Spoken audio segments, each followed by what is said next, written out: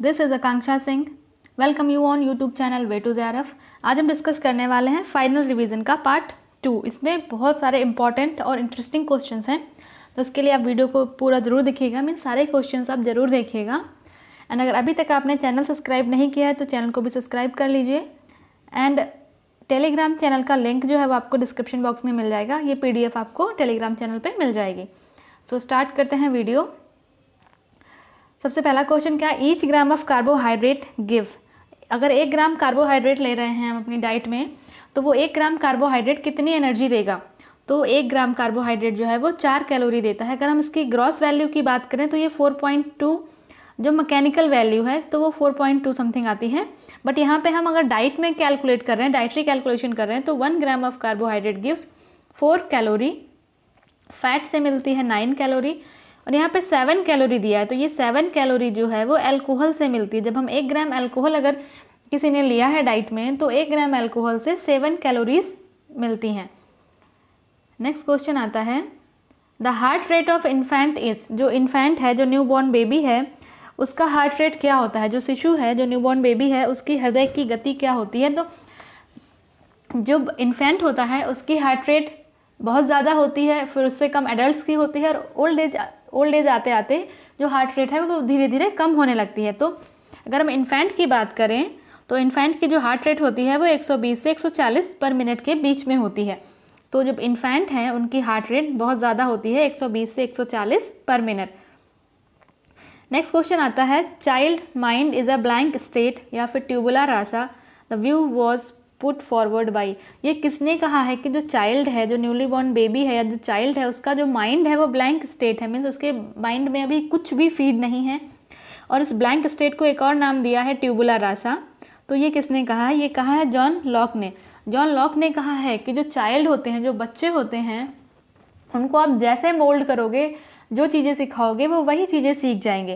क्योंकि जो चाइल्ड होता है उसका माइंड जो है बिल्कुल एम्प्टी होता है, बिल्कुल ब्लैंक स्लेट होता है। जैसे जो ब्लैंक खाली स्लेट होती है, उस पर जो लिखोगे वही लिखता है, लाइक ब्लैक बोर्ड, उस पर जो हम लिखेंगे वही लिखता है, उसके अलावा उसमें कुछ भी नहीं होता है। तो सेम ऐसे ही चाइल्ड है। तो उन्होंने चाइल्ड का जो कंपेरिजन है वो ब्लैंक स्लेट से किया है कि जो आप चाइल्ड को फीड कराओगे, जो आप बच्चे को सिखाओगे वही वो सीखेगा। तो ये बोला है जॉन लॉक ने। नेक्स्ट क्वेश्चन आता है, मास पर यूनिट और length per unit mass of yarn indicate. तो ये डायरेक्ट काउंटिंग सिस्टम है यार्न का। यार्न को जब डायरेक्ट काउंटिंग सिस्टम एक है, yarn counting system, direct counting system and indirect counting system. तो जहाँ पे हम पूछते हैं मास पर यूनिट लेंथ या length per unit mass yarn, तो ये डायरेक्ट काउंटिंग है। ये इंडिकेट क्या करता है, तो ये इंडिकेट करता है यार्न के नंबर को। मीन्स एक स्पेसिफिक लेंथ में, एक स्पेसिफिक एरिया में कितने यार्न्स हैं, तो ये यार्न काउंटिंग, ये यार्न नंबर को बताता है। नेक्स्ट क्वेश्चन आता है, haemoglobin formation needs both. Haemoglobin, haem plus globulin. Haem क्या है, आयरन है, ग्लोब्यूलिन क्या है, प्रोटीन है। तो ये आपको बताना है कि हीमोग्लोबिन ये कौन से टाइप की प्रोटीन है। प्रोटीन 3 टाइप की होती है ना, सिंपल, कॉन्जुगेटेड एंड डिराइव्ड।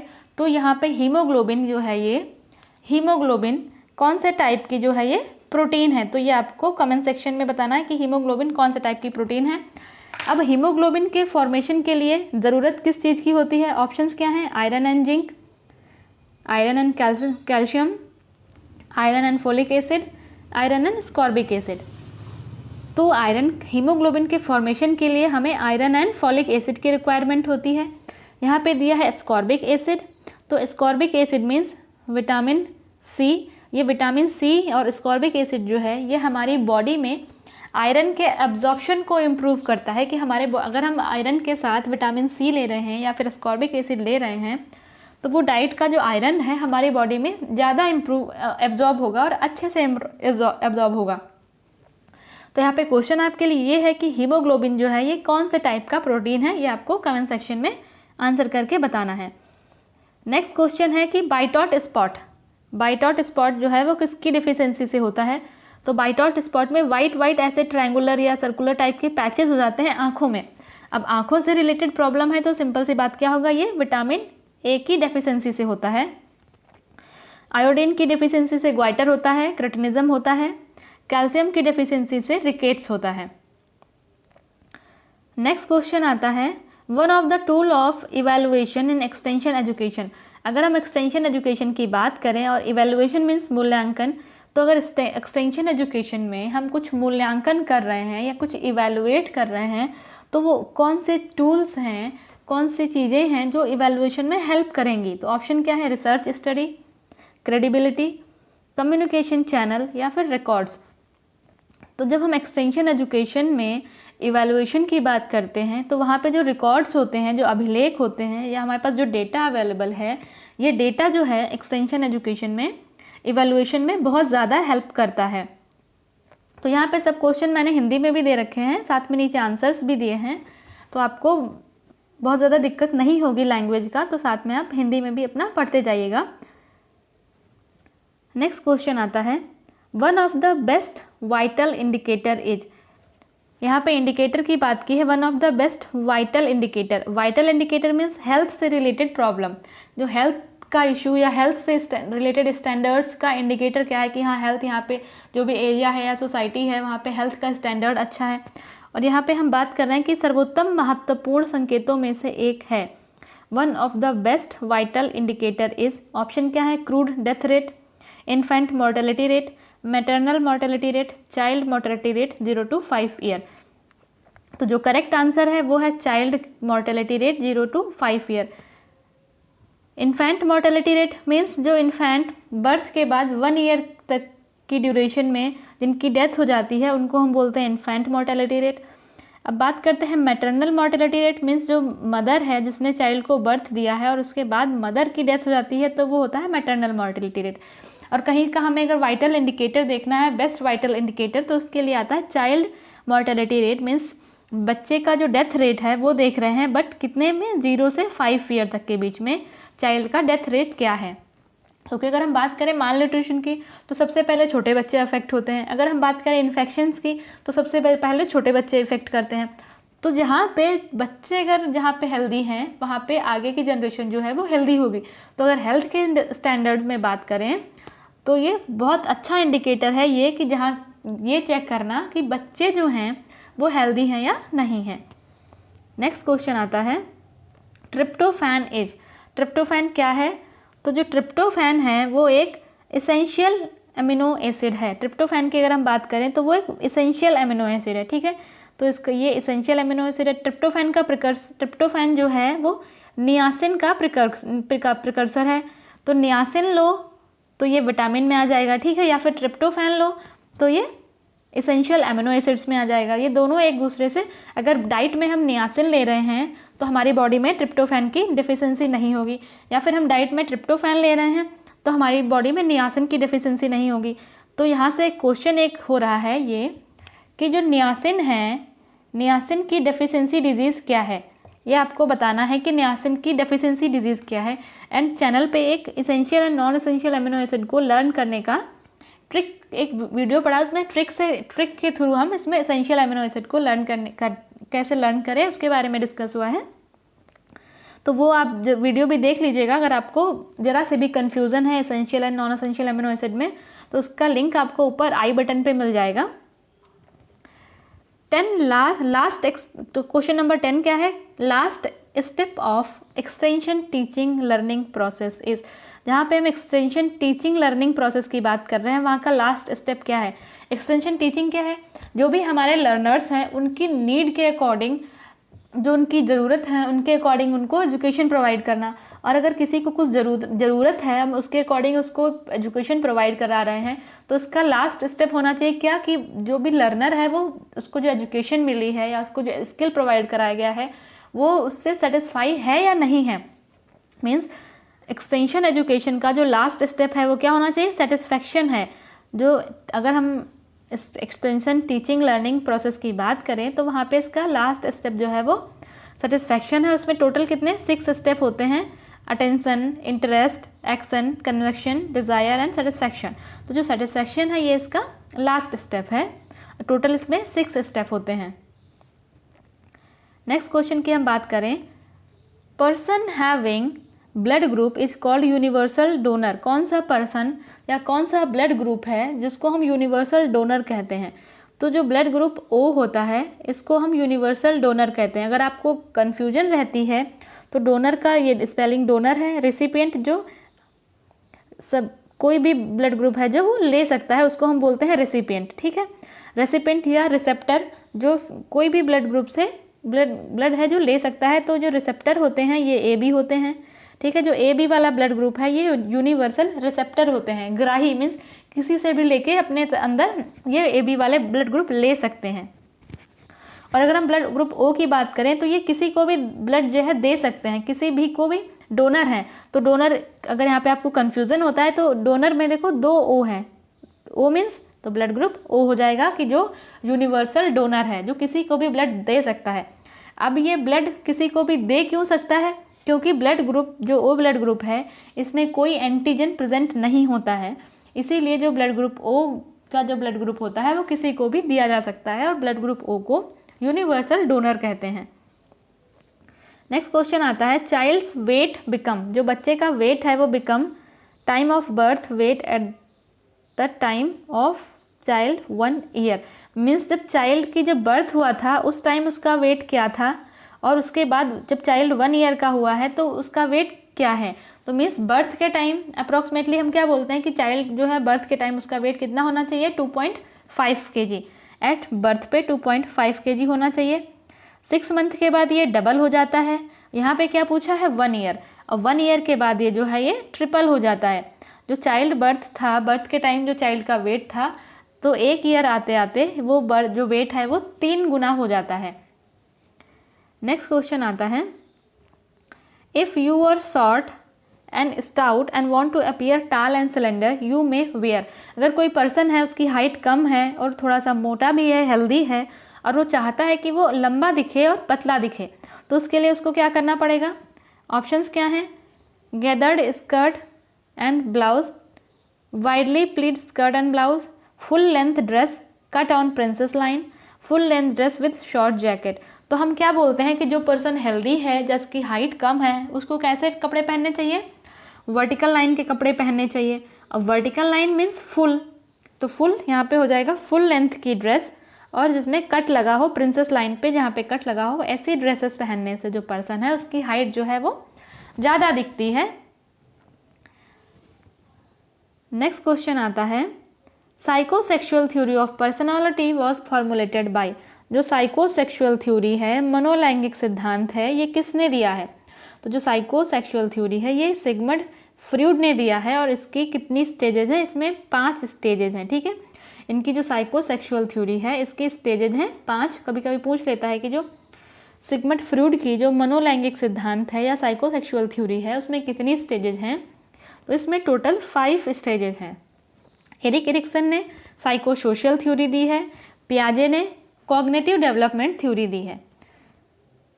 अब हम यहाँ पर बात करते हैं कि 5 gram of protein will furnish, तो 5 ग्राम जो प्रोटीन है वो कितनी एनर्जी देगा? तो 1 ग्राम प्रोटीन से कितना मिलता है? 4, तो 5 है तो 5 × 4 कितना हो जाएगा? 20 किलो कैलोरी। अगर 5 ग्राम प्रोटीन कोई डाइट में ले रहा है तो वहाँ से 20 किलो कैलोरी मिलेगा। नेक्स्ट क्वेश्चन आता है rickets is disease of children caused by the deficiency of. जो रिकेट्स है ये बच्चों में होता है, ठीक है, और ये किसकी डेफिशिएंसी से होता है? तो ये विटामिन डी की डेफिशिएंसी से होता है। ये तो हो गई बात रिकेट्स की, जो कि विटामिन डी की डिफिशिएंसी से होता है और बच्चों में होता है। इसके बाद आता है ऑस्टोमलेशिया एंड ऑस्टियोपोरोसिस, ये दोनों भी विटामिन डी की डेफिशिएंसी से होता है। Rickets, osteomalacia and osteoporosis. Rickets बच्चों में हो गया, अब बचा क्या? Osteomalacia and osteoporosis. तो बताना है आपको कि जो ये ऑस्टियोपोरोसिस है, मीन्स ऑस्टियोपोरोसिस जो है ये वाली जो डिफिशियंसी डिजीज़ है विटामिन डी की कमी से ही होती है, बट ये किस में होती है? ऑस्टियोपोरोसिस जो है वो एडल्ट्स में होती है या ओल्ड एज पर्सन में होती है? ये आपको कमेंट में बताना है कि जो ऑस्टियोपोरोसिस की डेफिशिएंसी, जो विटामिन डी की डेफिशिएंसी से जो ऑस्टियोपोरोसिस डिजीज़ होती है वो एडल्ट्स में होती है या ओल्ड एज पर्सन में होती है। नेक्स्ट क्वेश्चन है कि जो horizontal line in garment will suit. यहाँ पे देखो थोड़ा सा हो सकता है कि किसी को कन्फ्यूजन हो जाए, तो उसके पहले ही हम बात करते हैं कि हॉरिजॉन्टल लाइन वाली, जो हॉरिजॉन्टल लाइन के गारमेंट हैं वो किनको सूट करेंगे, मीन्स ऐसा कौन सा पर्सन है जो हॉरिजॉन्टल लाइन, मीन्स ऐसे जो हॉरिजॉन्टल लाइन है ऐसे लाइन वाले कपड़े पहन सकता है, क्योंकि ये तो हमारी वर्टिकल लाइन है, हम हाइट को ज़्यादा दिखाने के लिए वर्टिकल लाइंस पहनते हैं। बट यहाँ पे बात की गई है कि जो हॉरिजॉन्टल लाइन वाली जो ड्रेसेस हैं ऐसे, इनको कौन पहन सकता है। तो हॉरिजॉन्टल लाइन दिखाती क्या है, ये हमको जो पर्सन है उसको थोड़ा चौड़ा या फिर मोटा या हेल्दी दिखाती हैं। तो जो पर्सन ऑलरेडी लंबा हो, पतला हो, वो पर्सन ये हॉरिजॉन्टल लाइन की ड्रेसेस वाला पहन सकता है, क्योंकि ऑलरेडी उसकी हाइट ज़्यादा है, थिन है, तब वो अगर हॉरिजॉन्टल वाली ड्रेसेस पहनेगा, हॉरिजॉन्टल लाइन की ड्रेस, तो वो थोड़ा हेल्दी दिखेगा। तो सिंपल सी बात है कि जो हॉरिजॉन्टल लाइन के गारमेंट्स हैं वो थिन वूमेन, जो पतली वूमेन हैं और उनकी हाइट थोड़ी लंबी है या हाइट ज़्यादा है, ऐसे लोगों पे ये हॉरिजॉन्टल लाइन के गारमेंट्स जो हैं वो सूट करेंगे। नेक्स्ट क्वेश्चन आता है, मॉयरिंग इज प्रोड्यूस्ड बाय। मॉयरिंग क्या है, ये एक टाइप की फिनिशिंग है जो कपड़े में साइन को इम्प्रूव करती है। तो ये कौन से कपड़ों में की जाती है, पहले तो ये कॉटन में की जाती है, सॉरी सिल्क में की जाती है। जो मॉयरिंग है ये सिल्क में की जाती है, सिल्क के कपड़ों में की जाती है। उसके लिए चाहिए क्या होता है मॉयरिंग के लिए, मॉयरिंग के लिए applying colour, moisture, heat and pressure, hot rollers या केमिकल्स। तो जो मॉयरिंग प्रोसेस है उसके लिए हॉट रोलर्स चाहिए होते हैं। इसमें हॉट दो ऐसे रोलर्स होते हैं, इनके ये गर्म होते हैं, इनके बीच से कपड़े को पास कराते हैं जिससे उस पर प्रेस जैसा हो जाता है और कपड़े में शाइन इम्प्रूव हो जाती है। तो मॉयरिंग में हॉट रोलर्स की ज़रूरत पड़ती है, गर्म रोलर्स की। नेक्स्ट क्वेश्चन आता है, in proximo distal sequence motor development is taking place. ये दो होते हैं, एक तो सेफेलोकॉर्डियल डेवलपमेंट, दूसरा proximo distal development. Cephalocaudal development में जैसे ये कोई पर्सन है, ठीक है, हाँ, जो अगर हम बात करें प्रॉक्सिमो डिस्टल की, तो जो सेंटर है ये सेंटर से लेकर हैंड की तरफ, जो सेंटर से लेकर हैंड की तरफ मीन्स पेरीफेरी, इसको हम बोलते हैं सेंटर टू पेरीफेरी। ये जो डेवलपमेंट होता है इसको हम बोलते हैं प्रॉक्सिमो डिस्टल। बट अगर हम सेफेलोकॉर्डियल की बात करें तो हेड से लेकर जो टो तक का डेवलपमेंट होता है, मीन्स पहले हेड डेवलप करता है, फिर नेक डेवलप करती है, फिर जो ट्रंक डेवलप करता है, उसके बाद टो तक पहुँचता है, ये होता है सेफेलोकॉर्डियल डेवलपमेंट। और जहाँ पे पहले ट्रंक डेवलप कर रहा है, मीन्स ट्रंक डेवलप किया, उसके बाद पूरा हाथ डेवलप किया, उसके बाद फिंगर्स डेवलप की, तो ये कौन सा होता है, ये होता है प्रॉक्सिमो डिस्टल। और हमने बात की यहाँ पे प्रॉक्सिमो डिस्टल मीन्स जहाँ से सेंटर से पेरीफेरी की तरफ जो डेवलपमेंट होता है, मीन्स हमारे हाथों में जो डेवलपमेंट होता है उसको हम बोलते हैं प्रॉक्सिमो डिस्टल सीक्वेंस या proximo distal development. Next question आता है, अकॉर्डिंग टू पार्कर, जो पार्कर हैं उनके अकॉर्डिंग जो मोटिवेटिंग वैल्यू है ह्यूमन बिहेवियर की वो क्या है। तो यहाँ से क्वेश्चन आता है कि जो मोटिवेटिंग वैल्यू हैं ये पार्कर ने दी है, मीन्स जो वैल्यूज़ हैं इनको पार्कर ने दिया है। और मोटिवेटिंग वैल्यूज़ क्या हैं, comfort, health, play, love, desire for knowledge and ambition, all of above, none of this. तो all of this means comfort है, हेल्थ है, प्ले है, love, desire for knowledge, ambition, ये सभी चीज़ें जो हैं मोटिवेशनल फैक्टर की तरह काम करती हैं किसी भी ह्यूमन के बिहेवियर में। तो ये ऑल ऑफ दिस इसका करेक्ट आंसर हो जाएगा। नेक्स्ट क्वेश्चन आता है, in the process of cake making, जो केक मेकिंग की प्रोसेस है उसमें floor is shifted 2 to 3 times. Means जो केक बनाने के लिए जो फ्लोर लिया गया है, जो आटा लिया गया है, उसको 2-3 बार उसको छानते हैं छलनी से, या 2-3 बार एक बर्तन से दूसरे बर्तन में ऐसे करते हैं। तो वो क्यों करते हैं, ऑप्शंस क्या हैं, रिमूव एनी फाइबर प्रेजेंट, कि उसमें कोई फाइबर प्रेजेंट है तो उसको हटाने के लिए, ensure that floor is clean, ये देखने के लिए फ्लोर जो है पूरा साफ़ है, to incorporate air well, none of the above. तो इनमें जो करेक्ट आंसर है वो है टू इनकॉर्पोरेट एयर वेल।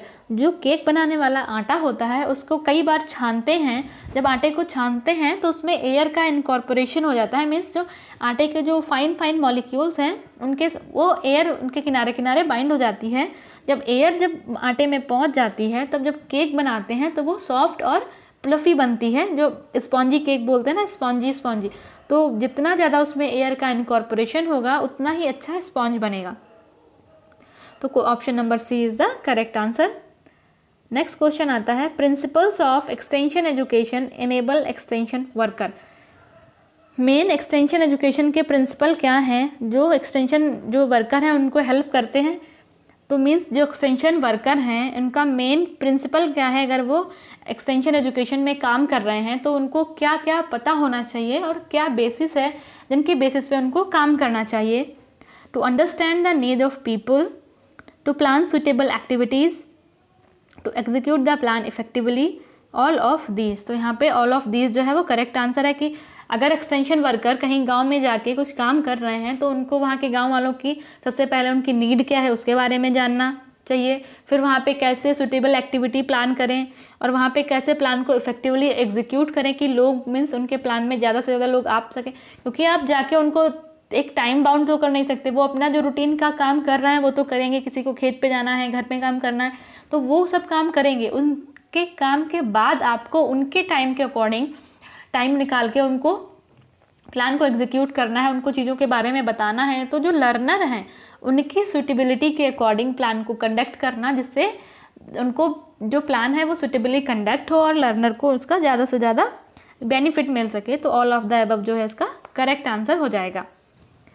अगर हम नेक्स्ट क्वेश्चन की बात करते हैं, विच of the following audio and visual add can be used in various location across the country. तो इनमें से कौन सा ऑडियो विजुअल ऐड है जिसको कंट्री में कहीं भी यूज़ किया जा सकता है। तो ऑप्शंस क्या है, puppet, graph, pamphlet and text book. यहाँ पे बात की क्या गई है, ऑडियो विजुअल। तो ग्राफ, पैम्पलेट, टेक्स्ट बुक ये सब तो विजुअल हैं, बचा क्या, पपेट। तो पपेट जो है ये ऑडियो विजुअल एड है जिसको कंट्री में कहीं भी यूज़ किया जा सकता है। कई सारी बुक्स में पपेट को सिर्फ विजुअल दिया है, कहीं कहीं पे ऑडियो विजुअल भी दिया है। तो यहाँ पे जो क्वेश्चन पूछा गया है आयोग के द्वारा उसमें पपेट को क्या दिया है, ऑडियो एंड विजुअल। तो अकॉर्डिंग टू आयोग, जो आयोग से क्वेश्चन आया है उसमें पपेट को क्या मानते हैं, ऑडियो एंड विजुअल। तो यहाँ पे आपको कंफ्यूज नहीं होना है क्योंकि बहुत सारी बुक में पपेट को ऑडियो दिया है, कहीं पे वीडियो दिया है, मीन्स कहीं पे विजुअल दिया है, कहीं पे ऑडियो दिया है। तो पपेट जो है वो ऑडियो विजुअल बोथ है, तो यहाँ पे कंफ्यूज बिल्कुल नहीं होना है। नेक्स्ट क्वेश्चन आता है, which of the following is a mineral fibre. इनमें से कौन सा जो है वो मिनरल फाइबर है।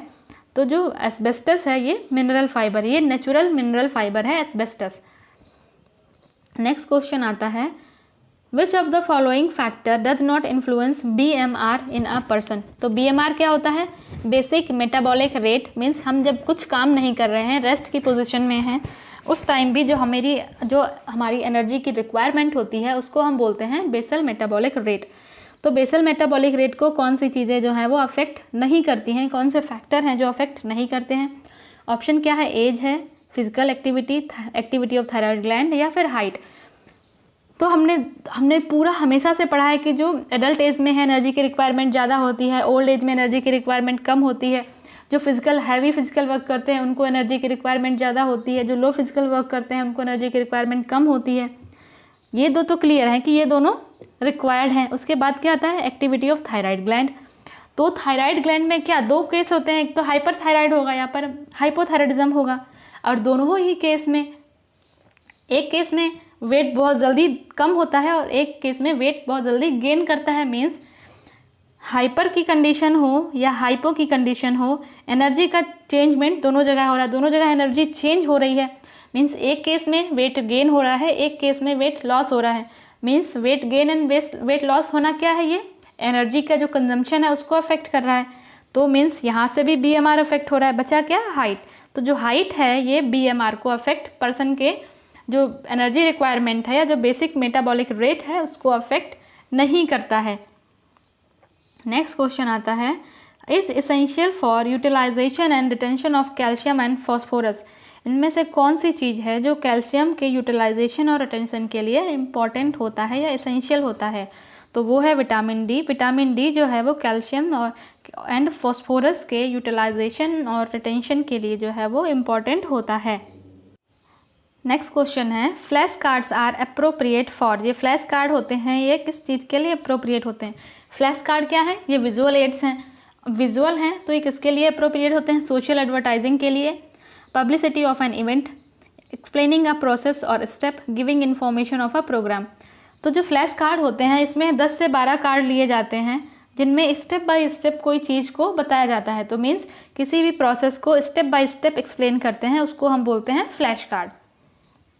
नेक्स्ट क्वेश्चन आता है, a good manager is one who, इनमें से गुड मैनेजर कौन है? तो गुड मैनेजर मीन्स जो कॉन्स्टेंटली सुपरवाइज करे या डेलीगेट करे रिस्पॉन्सिबिलिटीज़ को, इंटरफियर करे विद वर्क ऑफ एम्प्लॉयज़ या रिप्रीमेंट्स। मीन्स हमारा जो बात करें हम अगर गुड मैनेजर की, तो गुड मैनेजर वही होता है ना कि जो कॉन्स्टेंटली सुपरवाइज करे कि उसके वर्कर कैसे काम कर रहे हैं और उनको गाइड करे। अब बार बार उनको ये ना बोले कि आप ये काम नहीं कर सकते या वो काम नहीं कर सकते, उनको जो काम करे उनमें इंटरफियर करे या उनको नीचा दिखाने की कोशिश करे, तो वो जो मैनेजर होता है वो अच्छा नहीं होता है। मैनेजर अच्छा होता है जो कंटिन्यूअसली काम को सुपरवाइज करे, देखे कि कैसा काम हो रहा है, इसको कहते हैं गुड मैनेजर। यहाँ पे एक बार हम डिस्कस कर लेते हैं कि हीमोग्लोबिन जो है वो कौन सी प्रोटीन है, इसका आंसर आपको कमेंट सेक्शन में देना है। उसके बाद नियासिन की डेफिशिएंसी से कौन सा डिजीज़ होता है ये। एंड उसके बाद बचा है ऑस्टियोपोरोसिस। तो जो ऑस्टियोपोरोसिस है ये विटामिन डी की डेफिशिएंसी से होती है। तो ये एडल्ट्स में होती है या ओल्ड एज में होती है? तो ये 3 क्वेश्चन हैं आपके लिए, तीनों के आंसर आपको कमेंट सेक्शन में बताना है। नेक्स्ट क्वेश्चन आता है, ये हिंदी में भी है उसका, कि अच्छा प्रबंधक कौन होता है? तो जो लगातार सब सुपरवाइज करता है वो एक अच्छा प्रबंधक होता है। नेक्स्ट क्वेश्चन है, enzymes required for the digestion of fat. Fat के डाइजेशन के लिए कौन से एंजाइम रिक्वायर्ड होते हैं? तो लाइपेज जो है वो फैट के डाइजेशन के लिए रिक्वायर्ड होता है। नेक्स्ट क्वेश्चन आता है, अकॉर्डिंग टू गिलफर्ड मॉडल, जो गिलफर्ड का मॉडल है ह्यूमन इंटेलिजेंस का, उसमें उसको कितने भागों में बांटा गया है? तो उसको हम यहाँ पे जो भी करेक्ट आंसर है वो स्टार्ट मीन्स जो सबसे पहले गिलफर्ड मॉडल का जो है, गिलफर्ड का जो मॉडल है इंटेलिजेंस वाला, इसको सबसे पहले 120 फैक्टर में डिवाइड किया गया था। एंड प्रेजेंट टाइम में इसमें हम बोलते हैं कि 210 से या 220 फैक्टर हो गए हैं। बट अगर क्वेश्चन में 120 का फैक्टर दिया है तो हमें 120 सेलेक्ट करना है, 120 नहीं दिया है तो उसके बाद 150 आया था, 150 भी नहीं दिया है तो उसके बाद 180 आया, और प्रेजेंट टाइम में 220 चल रहा है। तो हमें सबसे पहले जो पहला फैक्टर आया था 120 फैक्टर, हमको पहले यही सेलेक्ट करना है।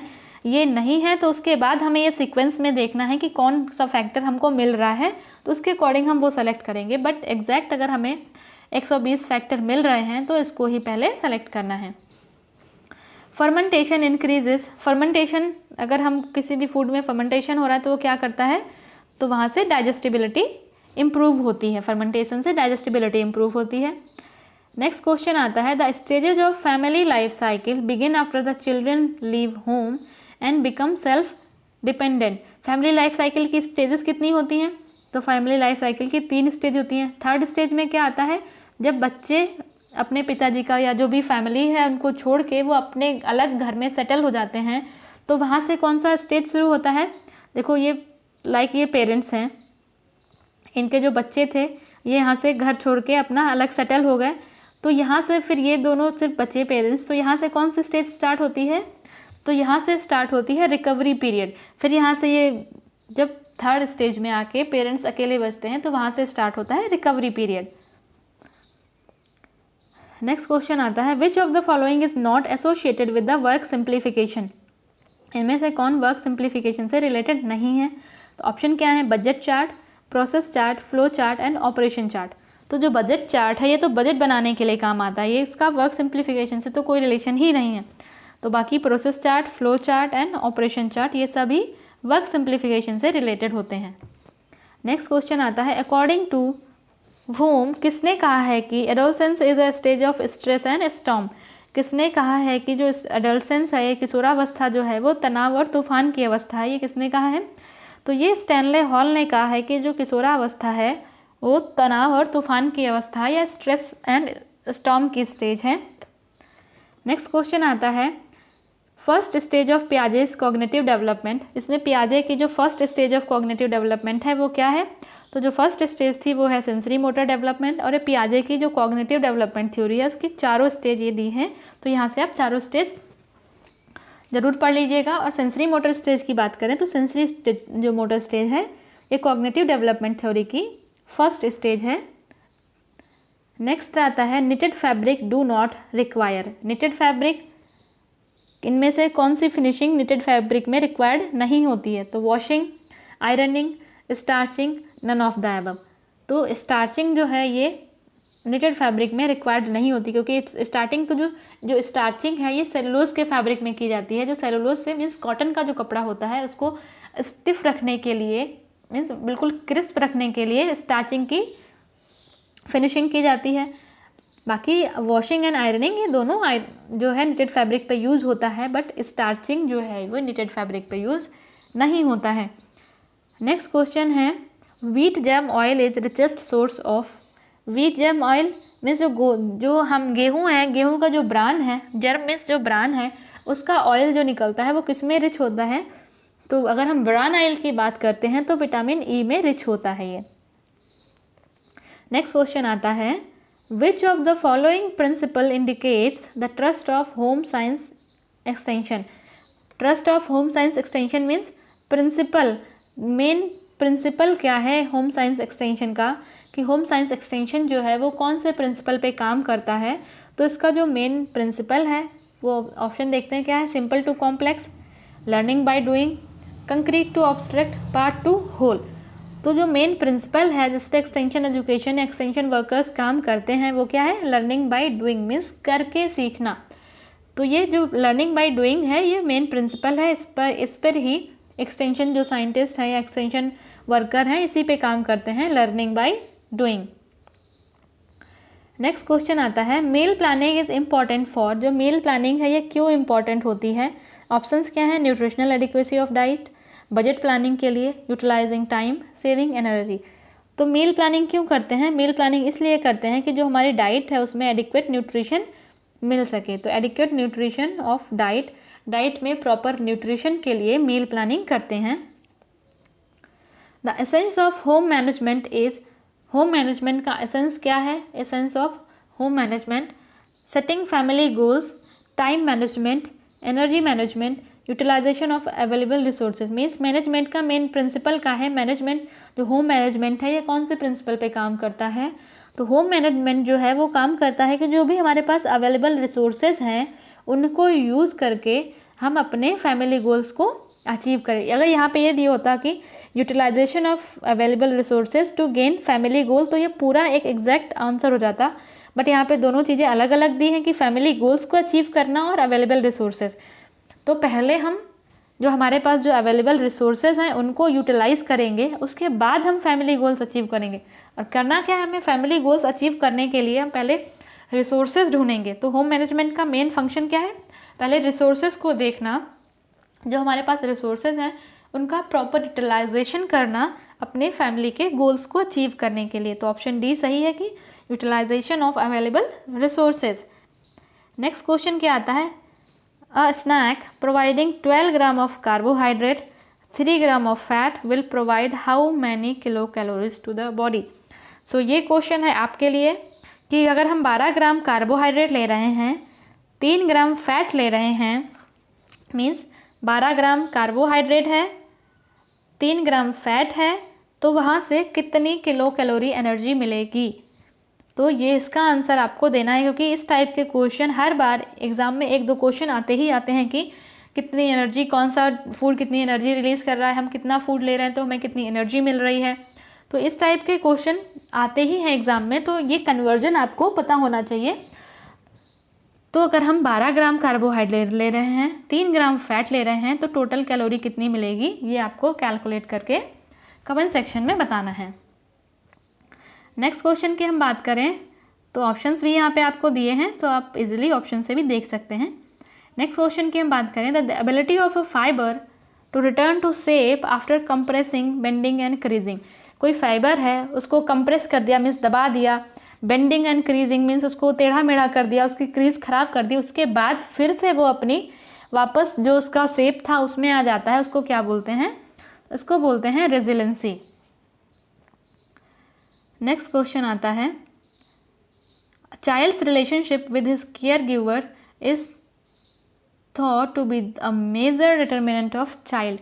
इसने कहा है कि जो केयर गिवर हैं उनके साथ चाइल्ड का रिलेशनशिप कैसा होता है। तो ऑप्शन में क्या है, cognitive development, growth and development, temperature, cognitive and emotional development.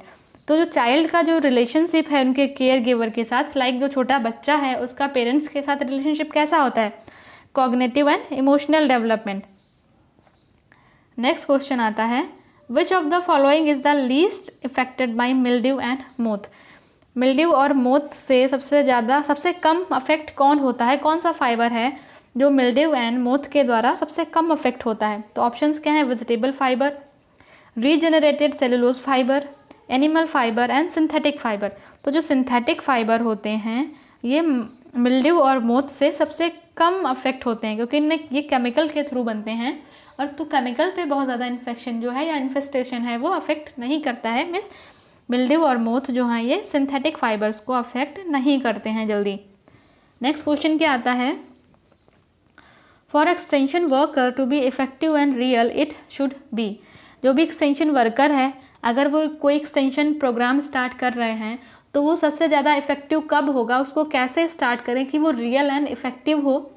तो एक्सटेंशन वर्कर किसके लिए होते हैं, एक जो गांव में या फिर जो भी नीडी पीपल हैं या जो लर्नर्स हैं उनकी नीड के अकॉर्डिंग काम करना। तो इसको बेसिकली जो स्टार्ट करना है विलेज लेवल से, मीन्स विलेज लेवल में जो भी उनके लर्नर्स हैं तो एक बिल्कुल एक बेसिक लेवल से जब कोई भी एक्सटेंशन एजुकेशन प्रोग्राम स्टार्ट होता है तो वो अच्छा सक्सेसफुल होता है, इफ़ेक्टिव होता है और उसके रिजल्ट जो हैं बहुत अच्छे आते हैं। तो कोई भी अगर एक्सटेंशन एजुकेशन या एक्सटेंशन प्रोग्राम स्टार्ट हो रहा है तो उसको विलेज लेवल से स्टार्ट होना चाहिए, वहाँ से उसका रिजल्ट जो है उसका जो इफ़ेक्ट है वो पर्सन पे, लर्नर्स पे अच्छा पड़ता है।